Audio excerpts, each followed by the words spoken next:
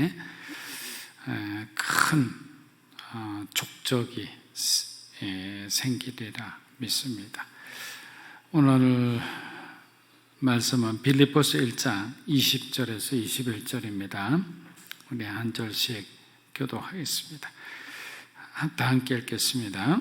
나의 간절한 기대와 소망을 따라 아무 일에든지 부끄러워 아니하고 지금도 전과 같이 온전히 담대하여 살든지 죽든지 내 몸에서 그리스도가 존귀하게 되게 하려 하나니 이는 내게 사는 것이 그리스도니 죽는 것도 유익함이라.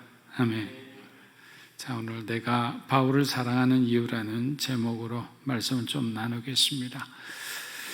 기쁨의 신학자로 불리우는 존 파이퍼 목사님은 미국 처치 리포트가 발표한 미국에서 가장 영향력 있는 목회자 중 한 사람입니다. 한국에도 그분의 책이 많이 번역되어서 나와 있습니다. 하나님을 즐거워하는 것이 하나님을 영화롭게 하는 것이라 말하는 그는 인간의 참된 기쁨은 하나님께서 주신 어떤 상황과 조건이 아니라 바로 하나님 안에 존재한다는 거 주장합니다. 그리고 이러한 기쁨은 우리가 그리스도를 위해 치열하게 살아가는 삶의 현장과 또 사역의 현장 속에서 더욱 크게 느낄 수 있다고 말합니다. 저는 이 존 파이퍼 목사님이 무슨 말을 하시는지 조금은 이해할 수 있을 것 같습니다.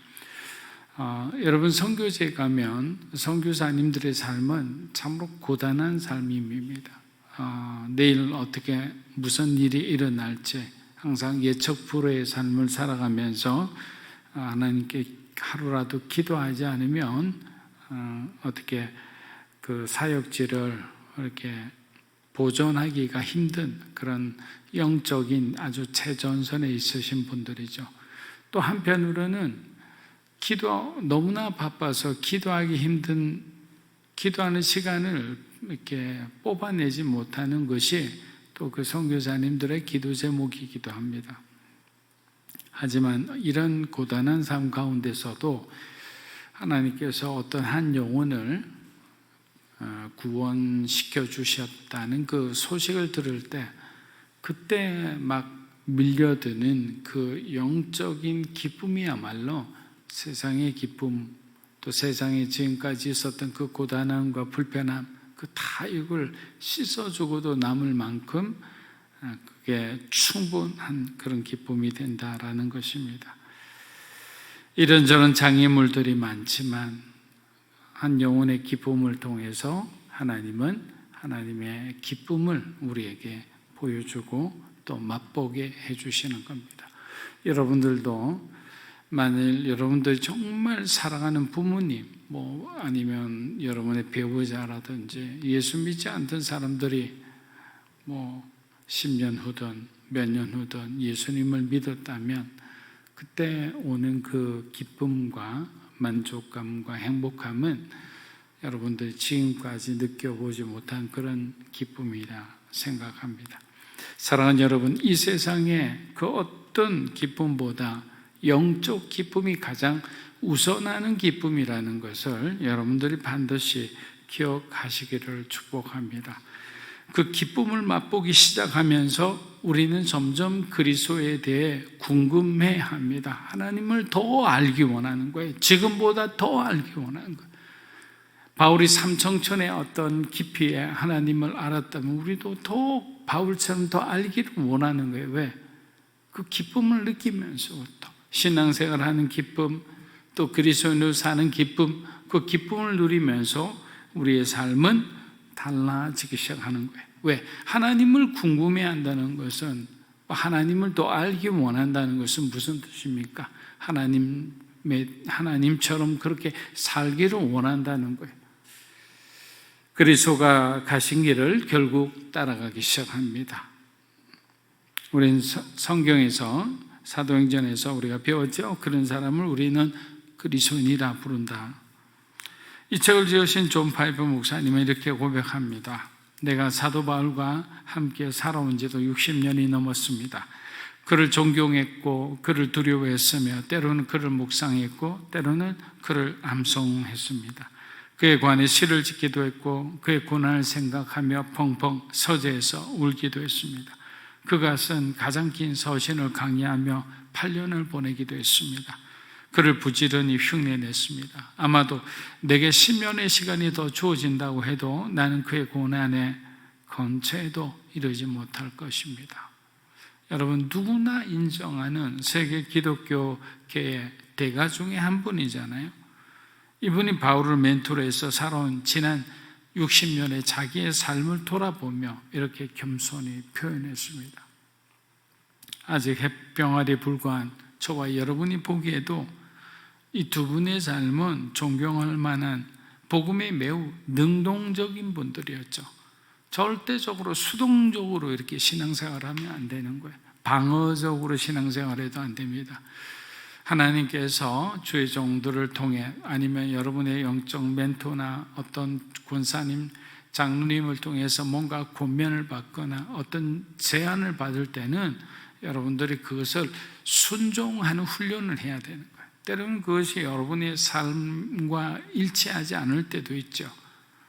다 일치한다면 그 2만 명, 3만 명 되는 교회는 어떻게 운영합니까?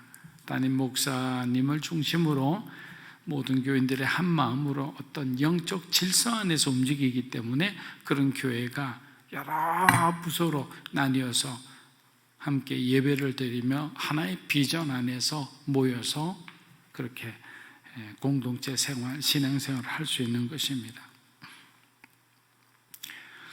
오늘 여러분들과 함께 공부할 내용을 보면 존 파이퍼 목사님이 이렇게 많은 내용들을 적으셨어요. 근데 저는 그 중에서 한 몇 가지 정도를 좀 소개하고자 합니다. 바울을 사랑할 수밖에 없는 첫 번째 이유는 분노의 살인자에서 그리스도의 사도로 변화된 사람이기 때문이다. 이렇게 먼저 그분이 정의하셨습니다. 우리가 배웠듯이 바울은 유대인들 중에서도 가장 엄격한 종파인 어디 출신이죠? 바리새파 출신이잖아요. 그리고 가말리엘의 문화생이고 지금으로 말하면 아주 스펙이 좋은 아주 유수한 인재이죠. 그 누구에게나 자랑할 만한 그런 사람이에요. 빌립보서 3장 5절에서 6절입니다. 나는 8일 만에 할례를 받고 이스라엘 족속이요 베냐민 지파요 히브리인 중에 히브리요 율법으로는 바리새인이요 열심으로는 교회를 박해하고 율법의 의로는 흠이 없는 자라. 그러나 무엇이든지 내게 유익하던 것을 내가 그리스도를 위하여 대해. 자, 그리스도를 위하여 내가 지금까지 갖고 있는 감투들, 어떤 명예들, 나의 그 모든 세상에서 잘난 이력들, 이것을 다 해로 여기겠다라고 하는 거예요. 그런 어떤 결단이 없다면 세상을 바꾸지 못한다고 생각해요. 여러분의 가정을 바꾸려고 한다면 이런 어떤 각오를 해야 되는 거예요. 지금까지 내가 좋아하는 것 다 유지한 채 뭔가 이렇게 가정에 믿지 않는 어떤 부모님이나 여러분 자녀를 변화시킨다고 생각하는 것은 욕심이에요. 정말 하나님께서 무엇을 원하시는가 우선순위대로 그렇게 살아가다 보면 결국 세상 것은 또 내가 영광받는 것은 그리 기쁘지가 않는 거예요. 예전에는 그렇게 하고 싶었고 그렇게 기뻤던 그런 어떤 삶이 진짜 그리스도를 내가 만나고 하나님의 영광을 보고 난 뒤부터는 세상 것은 그렇게 좋아 보이지가 않더라라는 겁니다. 첫 순교자 스데반이 돌에 맞아 죽을 때 젊은 바울은 그 현장에서 스데반을 죽인 사람들의 옷을 들고 있었던 사람입니다. 하지만 머지않아 그도 똑같은 공격하는 자가 되어서 많은 그리스도인들을 잡아 가두었습니다. 이렇게 그의 인생이 굳어지는가 했더니 사도행전 9장에서 다메섹으로 가는 길에 예수님께서 그에게 나타나셨어요. 뭐라고 했습니까? 사울아 사울아 내가 어찌하여 나를 박해하느냐. 이 한마디 음성을 듣고 바울은 자신의 인생을 그리스도를 위해 살기로 다짐합니다. 그리고 실제 그는 AD 67년경 순교할 때까지 한결같은 마음으로 주 예수와 복음을 위해 살았습니다. 어찌 이런 바울의 신실함을 사랑하지 않을 수 있겠습니까? 두 번째 이유는 그가 극한 고난 중에서도 한결같았던 소명의 사람이었다. 여러분, 많은 사람들이 잠시 열정적으로 타올랐다가 금방 그냥 냄비처럼 식어버리는 경우가 많습니다. 여러분들도 어느 순간에 유행하는 어떤 것을 바라보다가 막 거기에 막 빠져서 열심히 그냥 그 가수를 좋아하고 연예인을 좋아하다가 지금 좋아하세요? 지금 좋아하면 조금 이상한데 지금 별로 안 좋아하실 거예요. 그 순간이에요. 그때 한때의 열정이죠. 하지만 바울의 역전된 삶의 불은 이 열정은 꺼지지 않았습니다. 그의 예수님을 향한 헌신의 삶은 놀랍기만 합니다.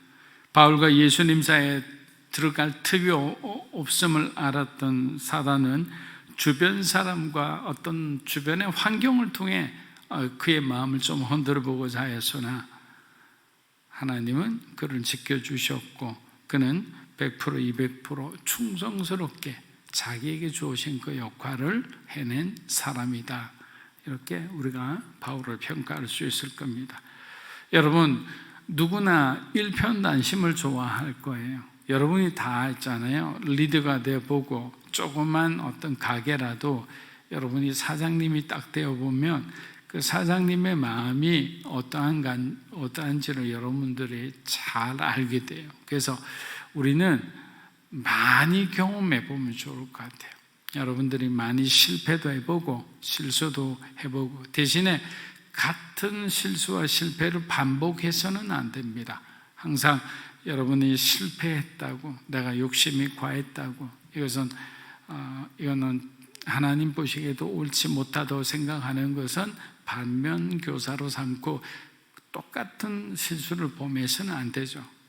그렇지만 그 실수를 통해서 우리는 많은 것을 얻게 됩니다. 하나님께서 여러분에게 주시고자 하는 많은 메시지들이 있어요. 그 메시지가 저와 여러분의 메시지가 되는 순간 우리는 다른 사람들을 잘 인도할 수 있는 그런 길잡이 역할을 할 수 있는 그런 어떤 좋은 사람들이 될 수가 있죠. 남편과 아내는 일편단심으로 사랑해야 하듯이 그리스도인들도 그리스도와 세상 가운데서 갈등하지 말고 오직 예수, 오직 복음 이렇게 외쳐야 합니다. 오늘 찬양할 때 첫 곡 딱 할 때부터 그 가사가 얼마나 좋습니까? 곡조도 아름답지만 우리의 갈 길을 인도하시는 분은 예수 그리스도라는 거예요. 그분의 가사와 그 곡조만 들어도 그냥 감동이 오고 내 삶을 다시 돌아보게 되고 내가 주님이 걸어가신 그 길에 어긋난 것은 없나? 주님이 달려라고 했는데 내가 자꾸만 머뭇거리고 있지는 않은가? 여러 가지 많은 걸 생각을 하게 됩니다. 바울이 어떤 삶을 살았는지 그의 고백을 통해 한번 들어보면 좋겠습니다. 디모데후서 4장 7절에서 8절입니다. 나는 선한 싸움을 싸우고 나의 달려갈 길을 마치고 믿음을 지켰으니 이제 후로는 나를 위하여 의의 면류관이 예비되었으므로 그날에 내게 주실 것이며 내게만 아니라 주의 나타나심을 사모하는 모든 자에게는. 우리가 사랑하는 바울은 흔들리지 않는 소명의 사람으로 우리에게 감동을 줬습니다. 조금 하다가 주변의 환경이 뒷받침되지 않으면 이내 포기하고 주저하고 마는 그런 사람들과는 지적으로 다르죠. 그는 쉼없이 소명의 삶을 충성스럽게 살아온 어쩌면 우리들의 영적 멘토라 할 수 있습니다. 고린도후서 11장 23절부터 여러분 꼭 한번 읽어보십시오. 내용이 길어서 제가 일부러 집어넣지는 않았는데 그가 어떤 환경을 견디며 복음을 전했는지 그냥 자세히 잘 나와 있습니다. 여러분들이 한두 번 이상 들었던 그런 본문이기도 합니다. 머리가 숙연해집니다. 그런 고난 가운데도 우리는 그 바울이 열거한 자신이 당한 그 고난들 중에 한두 개만 제대로 당해도 그냥 인생이 그냥 흔들릴 만한 그런 삶인데도 바울은 그 고난을 다 이겨내고 하나님을 향한 그의 마음이 흔들리지 않았다라는 겁니다. 세 번째, 바울을 우리가 사랑할 수밖에 없는 이유는 바울은 핍박한 자들을 향한 흔들림 없는 사랑의 사람이었다. 여러분을 계속 괴롭히는 사람을 사랑할 수 있나요? 어쩌면 그냥 나도 똑같이 복수를 할까 그냥 그런 마음으로 그냥 우리도 또 인간이니까 뭐 어쩔 수 있나요? 뭐 다윗도 막 저주하는 시도 짓고 이랬잖아요. 바울의 긴 고난의 목록에서 가장 감동이 되는 부분은 뭐냐면 유대인에게서 40에 하나 감한 매를 5번씩이나 맞았다는 거예요. 여러분, 그가 채찍질 당할 때마다 39번을 맞았다는 것은 얼마나 유대인들이 바울을 싫어했는지를 잘 알 수 있는 대목이에요. 39번을 때리는 것은 왜 때리는지 아세요? 그 사람을 죽이기 위해 때리는 거예요. 39번을 맞아서 살아있는 사람 거의 드물죠. 근데 바울은 5번이나 맞았어요. 그것도. 예수님께서는 전도자의 삶에 이러한 형벌과 어려움이 있을 것을 이미 생전에 말씀해 주셨습니다. 마태복음 10장 17절과 마태복음 23장 34절 연이 한번 읽어보겠습니다. 사람들을 삼가라. 그들을 너희를 그들의 회당에서 채찍질하리라. 그러므로 내가 너희에게 선지자들과 지혜 있는 자들과 서기관들을 보내매 너희가 그 중에서 더러는 죽이거나 십자가에 못 박고 그 중에서 더러는 너희 회당에서 채찍질하고 이 동네에서 저 동네로 따라다니며 박해하리라. 죄종들이 얼마나 큰 어려움을 당할 것인 것을 주님은 이미 자세히 다 말씀해 주셨어요. 제자들은 주님의 말씀에 따라 이렇게 못 박히기도 하고 두들겨 맞기도 하고 이 동네 저 동네 우리가 가는 대로 따라다니며 박해를 한다고. 정말 고통스럽지 않습니까? 정말 괴롭히는 어떤 유대인 어떤 사람들이 있어서 다른 곳으로 갔더니 그곳까지 따라와서 계속 또 다른 곳으로 갔더니 또 다른 곳까지 따라온다. 이것이야말로 정말 고통스러운, 어떻게 보면 스토커 같은 거죠. 원수를 사랑하는 예수님의 말씀을 실천하고 살아가는 이 시대의 사람들, 그리스도인들은 과연 몇이나 될까 한번 생각해 보았습니다. 오른뺨을 때리면 왼뺨을 들이밀 수 있는 그리스도인들은 과연 얼마나 될까? 여러분들은 어떨까요? 예배 끝나고 한번 시험해 볼까요? 그렇잖아요. 아마도 우리들은 그렇게 주님 말씀처럼 사랑하기가 힘들지 않을까 생각해 봅니다. 아직도 자기를 부인하지 못하고 주님의 십자가를 지지 못한 결과가 바로 주님의 말씀대로 우리가 그렇게 행동하고 그렇게 말하지 못하는 거잖아요. 그러나 예수님은 그 사랑을 십자가 위에서 그냥 완전히 해결하셨어요. 저와 여러분들도 어떻게 되나? 이론적으로 보면 우리들도 십자가 위에서 죽어야 하는 거예요. 우리가 잘 아는 구절처럼 자기를 부인하고 자기 십자가를 지고 나를 따르라 했는데 그 따라가는 길은 죽음의 길이에요. 그 죽음의 길을 우리가 가서 다시 죽음 앞에서 돌아오는 것이 아니라 예수님처럼 우리의 옛자가 못 박혀 죽게 되면 그 다음부터 우리는 새로운 삶을 살아갈 수가 있는 거예요. 그래서 바로 그 옛자와의 싸움이 가장 치열하게 일어나는 것이 바로 여러분의 생각과 마음이에요. 우리는 하루도 빠짐없이 생각과 마음이 매일 전쟁을 일으키는 거예요. 내 한쪽에서는 성령의 소욕이, 한쪽에서는 육체의 소욕이 계속 들이밀면서 내 뜻대로 해라, 내 판단대로 해라. 성령의 소욕이 항상 이길 때 바로 우리가 성령 충만할 때죠. 그때 우리는 하나님이 원하시는 그런 사역을 하고 그런 어떤 삶을 살게 되는 것입니다. 네 번째는 비천함과 풍부함에 개의치 않는 바울은 자족하는 사람이었다라는 거예요. 우리는 고난을 당하면서도 불평하지 않는 사람들을 보면 존경심마저 듭니다. 특히 하나님을 믿는 사람들이 그것을 믿음으로 견뎌내는 모습을 볼 때는 존경심마저 들고 마음속에 감동이 일어나기도 합니다. 바울이 말하는 불평하지 않음은, 여러분 잘 들어보세요. 불평하지 않음은 하나님에 대한 사랑과 신뢰가 있기 때문이에요.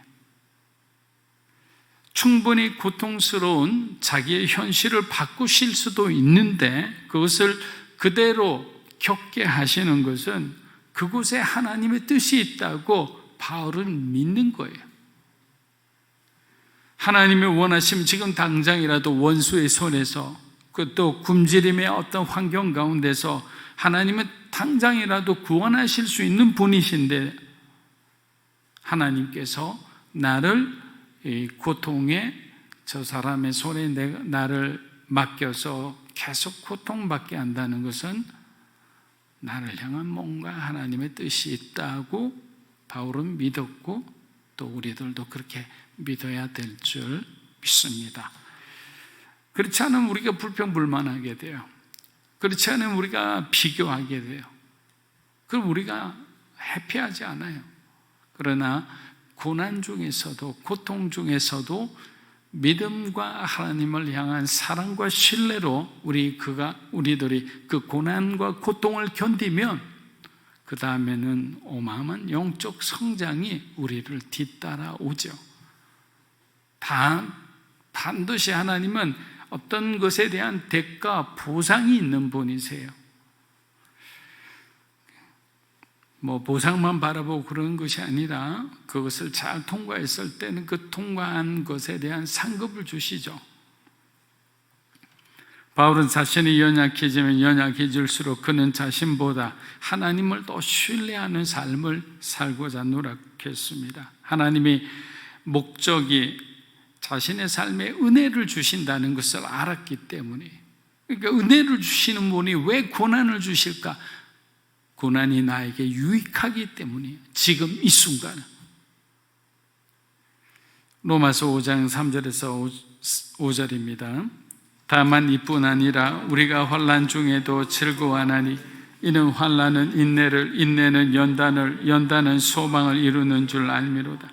소망이 우리를 부끄럽게 하지 아니하면 우리에게 주신 정욕으로 말미암아 하나님의 사랑이 우리 마음에 부은 바 됨이니. 아멘. 예전에 제가 한번 풀어드린 적이 있습니다. 바울은 하나님께서 자기 안에서 무언가 중요한 일을 행하고 계신다는 확신이 있었기 때문에 눈앞에 어떤 고난에도 불평하지 않고 전진할 수 있었어요. 그렇지 않으면 어떻게 그 전도 여행을 그렇게 다니고 로마까지 가는 그런 놀라운 그런 어떤 업적을 세울 수 있었겠습니까? 웬만한 사람이라면 안 되죠. 성령으로 충만한 사람, 주의 영광만을 바라보고 가는 사람, 그리스도께서 자신에게 무엇을 맡겼는지, 어떤 사명을 맡겼는지 잘 알고 있었기 때문에 그 사명에 충실할 수 있었던 거예요. 그리고 바울은 이 영광으로 가는 그 자신의 고난이, 자신의 수고가 이 땅에서 보상받지 못할 것도 알았다는 거예요. 여러분 한번 생각해 보세요. 지금 내가 열심히 수고하는데 또 정말 주님의 그 일로 인해서 여러 가지 어려움을 당하고 또 시험을 당하고 이런 모든 나의 수고와 고난과 이 모든 인내와 이 눈물의 기도가 내가 살아있는 동안 보상받지 못한다는 사실을 알았을 때 우리가 얼마나 낭망이 되겠습니까? 그러나 바울은 이렇게 고백하잖아요. 지금 잠깐의 고난보다 다가오는 하나님의 크고 놀라우신 영광이, 그 영광이 더 깊고 크다고 그렇게 고백하지 않습니까? 그러니까 그 영광을 바라보는 삶이니까 이 땅에서의 삶은 계속 헌신하고 또 헌신하고 낭비되고 소비되더라도 자신은 조금도 아깝게 여기지를 않았다는 거예요. 왜? 내 삶은 하늘나라를 향해 고정되어 있기 때문에. 여러분 이것은 굉장히 중요한 말입니다. 저도 그렇고요. 우리들 마음 가운데는 하나님을 위해 헌신하면서 우리가 살아있는 동안 나도 보상받고 그래도 잘 살고 평안하게 살기를 원해요. 그런데 하나님께서 어떤 사람들에게는 이 땅에서의 보상을 주시지 않을 수도 있어요. 그들의 자녀에 대해 허락하실 수도 있어요. 그들의 손주에 대해 허락하실 수도 있어요. 그것을 우리가 받아들일 수 있는 믿음을 가지면 우리의 믿음의 눈은 넓어질 거예요. 하나님, 정말 하나님께서 우리에게 더 많은 세계를 보여주실 거예요. 그런데 만약 우리가 계속 보상을 바라며 살아가는 삶이라면 우리는 한계가 있을 수밖에 없어요. 그렇기 때문에 많이 기도해야 됩니다. 개인적으로도 더 많이 하나님께 나아가야 되는 거죠. 그래서 여러분들의 영적인 깊이가 깊어질수록 우리는 하나님 주시는 새로운 깨달음을 가지고 씨름하고 또 거기에 헌신하며 그렇게 살아가게 되는 것이라 믿습니다. 사랑하는 여러분, 여러분 눈앞에 보이는 것으로 모든 것을 판단해서는 안 됩니다. 우리는 바울처럼 영원을 향해 나아가는 사람들입니다. 마지막으로 바울은 정상에서 외롭기보다 소중한 친구들과 함께하는 사람이었습니다. 여러분, 리더는 언제나 외롭다는 말을 많이 합니다. 그만큼 리더의 자리는 공정해야 되고 많은 것을 생각해야 되고 많은 사람을 배려해야 되고 또 결단해야 될 때 아주 냉정하게 결단해야 되기 때문입니다. 그래서 말도 편히 할 수 없고 또 누구랑 밥 먹으면서 말이 새어날까 봐 조심스러워 그냥 늘 혼자 먹을 때도 많습니다.